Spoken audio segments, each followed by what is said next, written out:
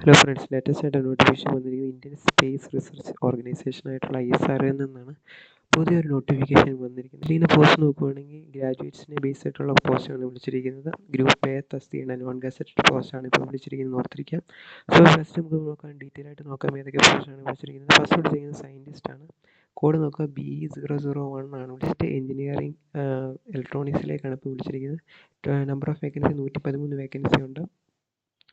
So അതിൻ്റെ education qualification നോക്കുകയാണെങ്കിൽ BA അല്ലെങ്കിൽ BTech നിങ്ങൾക്ക് ഉണ്ടായിരിക്കണം, അല്ലെങ്കിൽ അതിൻ്റെ തത്തുല്യമായിട്ട് പഠിച്ചിരിക്കണം. ഇലക്ട്രോണിക്സ് ആൻഡ് കമ്മ്യൂണിക്കേഷൻ ആയിരിക്കും നിങ്ങളുടെ എഞ്ചിനീയറിംഗ് സ്ട്രീം എന്ന് പറയുന്നത്. അതായത് BA BTech in electronics and communication ആയിരിക്കണം. അത് നിങ്ങൾക്ക് 65% മാർക്ക് ഉണ്ടായിരിക്കണം, അല്ലെങ്കിൽ CGPA കാൽക്കുലേറ്റ് ചെയ്യുകയാണെങ്കിൽ 10ൽ നിങ്ങൾക്ക് 6.84 CGPA ഉണ്ടായിരിക്കണം എന്നാണ് പറയുന്നത്. പിന്നീട് വിളിച്ചത് BE002 ആണ്. സയൻറ്റിസ്റ്റ് എഞ്ചിനീയർ എന്ന് പറയുന്നത് മെക്കാനിക്കലിലേക്കാണ്. 160 വേക്കൻസി ആണ് ടോട്ടൽ വിളിച്ചിരിക്കുന്നത്. BA BTech in mechanical engineering with 65% mark, അല്ലെങ്കിൽ 6.84 CGPA ഉണ്ടായിരിക്കണം ഔട്ട് ഓഫ് 10ൽ. പിന്നീട് വിളിച്ചിരിക്കുന്നത് സയൻറ്റിസ്റ്റ് എഞ്ചിനീയർ കമ്പ്യൂട്ടർ സയൻസിലേക്കാണ്. 44 വേക്കൻസിയാണ് വിളിച്ചിരിക്കുന്നത്. BA BTech അല്ലെങ്കിൽ തത്തുല്യമായിട്ട് കമ്പ്യൂട്ടർ സയൻസ് എഞ്ചിനീയറിംഗ് വിത്ത് 65% മാർക്കും, അല്ലെങ്കിൽ 6.84 CGPA ഉണ്ടായിരിക്കണം ഔട്ട് ഓഫ് 10 എന്ന് പറയുന്നുണ്ട്. അതോടൊപ്പം പിന്നീട് വിളിച്ചിരിക്കുന്നത് സയൻറ്റിസ്റ്റ് എഞ്ചിനീയർ ഇലക്ട്രോണിക്സിൽ 2 വേക്കൻസിയാണ്.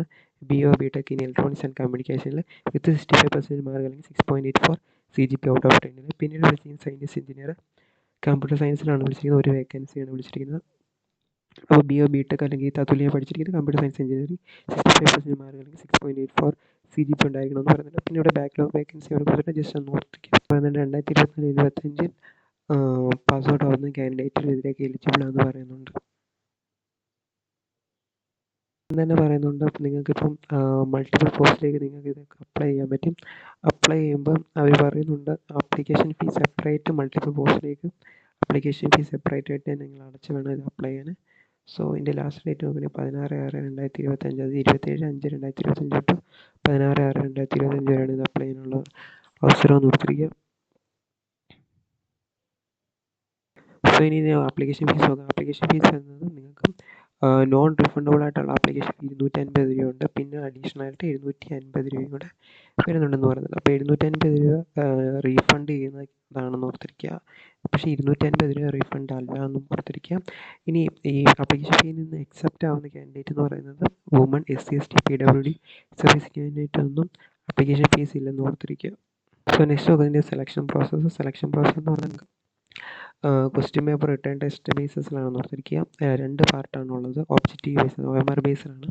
Part A and part B 120 minute ആണ് ടൈം വരുന്നതെന്ന് ഓർത്തിരിക്കുക. പറയുന്നത് നിങ്ങൾ എടുത്തിരിക്കുന്ന ഡിസിപ്ലിനെ ബേസ് ചെയ്തിട്ടിരിക്കും എന്ന് പറയുന്നുണ്ട്. ദെൻ പാർട്ട് B എന്ന് പറയുന്നത് ആപ്റ്റിറ്റ്യൂഡ് അല്ലെങ്കിൽ എബിലിറ്റി ടെസ്റ്റ് ആണെന്ന് ഓർത്തിരിക്കുക. പിന്നീട് നിങ്ങൾക്ക് ഇൻ്റർവ്യൂ ആയിരിക്കും കണ്ടക്ട് ചെയ്യുന്നത്. അപ്പം ഈ പാർട്ട് A പാർട്ട് B അതിൽ പാസ്സാവുന്നവരെ ഷോർട്ട് ലിസ്റ്റ് ചെയ്യുന്ന കാൻഡിഡേറ്റിനായിരിക്കും അവർ ഇൻ്റർവ്യൂവിന് കോൾ ലെറ്റർ വിളിക്കുന്നതെന്ന് ഓർത്തിരിക്കുക. അപ്പോൾ ഡീറ്റെയിൽ ആയിട്ടുള്ള സിലബസ് കൊടുത്തിട്ടുണ്ട്. ലിങ്ക് ഡിസ്ക്രിപ്ഷൻ ബോക്സിൽ കൊടുക്കുക. അവിടെ നിങ്ങൾക്ക് ഡൗൺലോഡ് ചെയ്യുന്ന വായിച്ച് നോക്കാവുന്നതാണെന്ന് ഓർത്തിരിക്കുക. അതോടൊപ്പം തന്നെ നമ്മുടെ കേരളത്തിൽ എക്സാം സെൻറ്റർ ഉണ്ട്. കേരളത്തിൽ എക്സാം സെൻറ്റർ തിരുവനന്തപുരത്താണ് നമ്മുടെ കേരളത്തിൽ എക്സാം സെൻറ്റർ വരുന്നതെന്ന് ഓർത്തിരിക്കുക. സോ കേരളത്തിൽ എക്സാം സെൻറ്റർ തിരുവനന്തപുരത്താണെന്ന് ഓർത്തിരിക്കുക. അല്ലാതെ മെയിൻ സിറ്റീസിലൊക്കെ എക്സാം സെൻറ്റർ ഉണ്ടെന്ന് ഓർത്തിരിക്കുക. സോ ഇതിൻ്റെ ഓൺലൈൻ ആപ്ലിക്കേഷൻ സ്റ്റാർട്ട് ചെയ്ത് 27/5/2025, ക്ലോസ് ചെയ്യുന്നത് 16/6/2025. ഫീ പേയ്മെൻറ്റ് ലാസ്റ്റ് ഡേറ്റ് 18/6/2025 ഓർത്തിരിക്കുക. ISROയുടെ വെബ്സൈറ്റിൽ മാത്രമേ നിങ്ങൾ അപ്ലൈ ചെയ്യാൻ പറ്റുന്നുള്ളൂ എന്ന് പറയുന്നുണ്ട്. ലിങ്ക് ഡിസ്ക്രിപ്ഷൻ ബോക്സിൽ കൊടുക്കുക. അവിടെ നിങ്ങൾക്ക് അപ്ലൈ ചെയ്യാവുന്നതാണ്. Thank you.